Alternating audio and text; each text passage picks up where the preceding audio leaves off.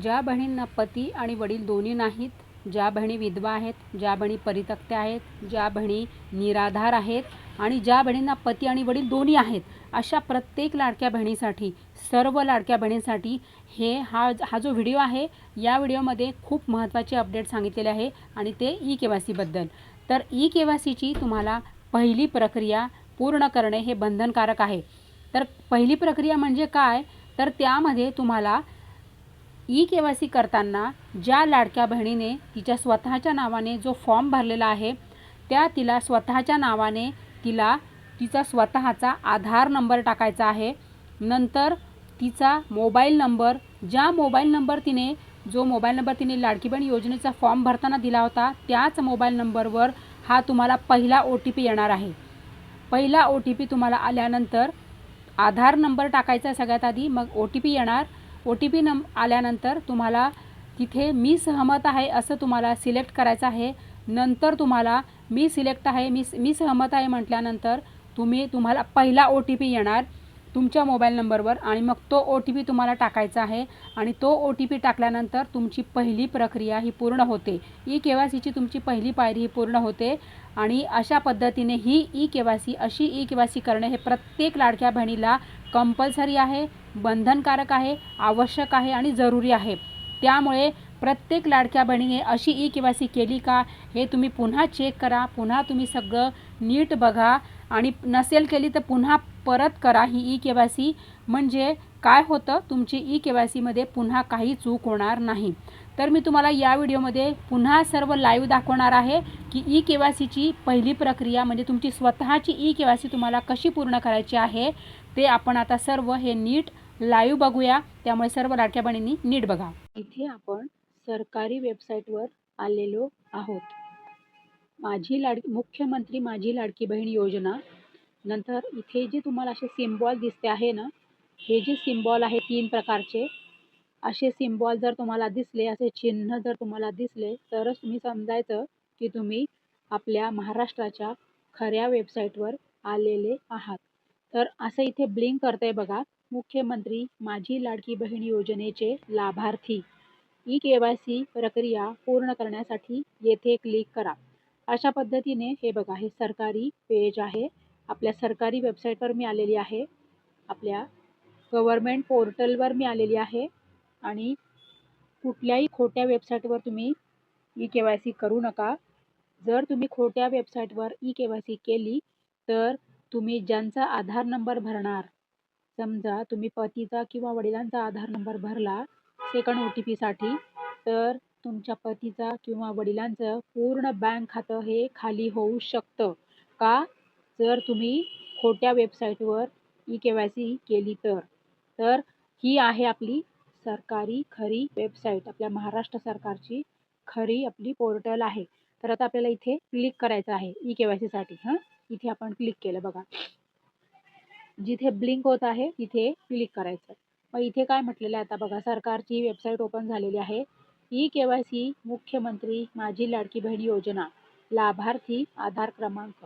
आता इथे आपल्याला आपला आधार क्रमांक टाकायचा आहे. इथे म्हटलेलं आहे लाभार्थी आधार क्रमांक. तर इथे मी आता आधार क्रमांक टाकून घेते.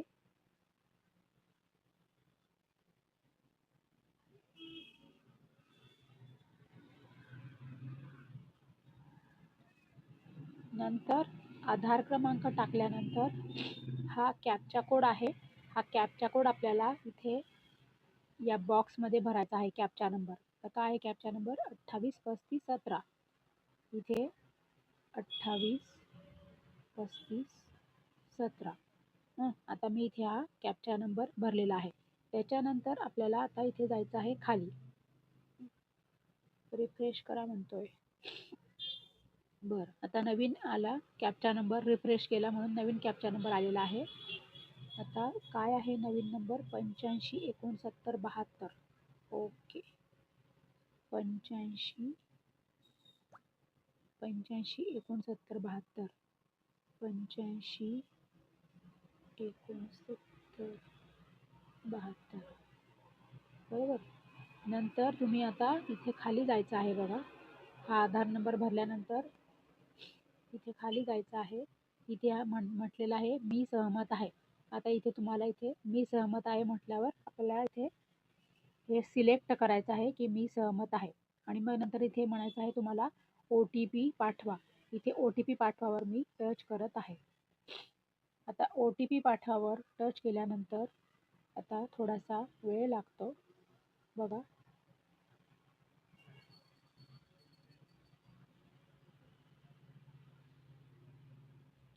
वॉर्निंग, या आधार क्रमांकाची eKYC प्रक्रिया पूर्ण झालेली आहे. बघा आता या नंबरवरची या आधार क्रमांकाची eKYC प्रक्रिया पूर्ण झालेली आहे.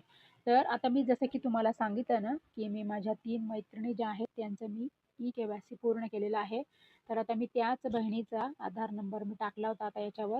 तर काय म्हणते सरकार इथे की या आधार क्रमांकाची eKYC प्रक्रिया पूर्ण झालेली आहे. तर अशा पद्धतीने जर तुम्हाला आलं, बऱ्याच बहिणी मला म्हणतात की आमची eKYC सक्सेसफुली पूर्ण झालेली आहे. जर तुमची eKYC सक्सेसफुली पूर्ण झालेली असेल तर तुम्हाला कसं कळेल, तर तुम्ही अशा पद्धतीने सगळं करून बघा. म्हणजे तुम्हाला समजेल की तुमची eKYC प्रक्रिया ही पूर्ण झालेली आहे. तर बघा, जर तुमची eKYC पूर्ण झालेली नसेल तर तुम्हाला अशा पद्धतीचा मेसेज येणार नाही.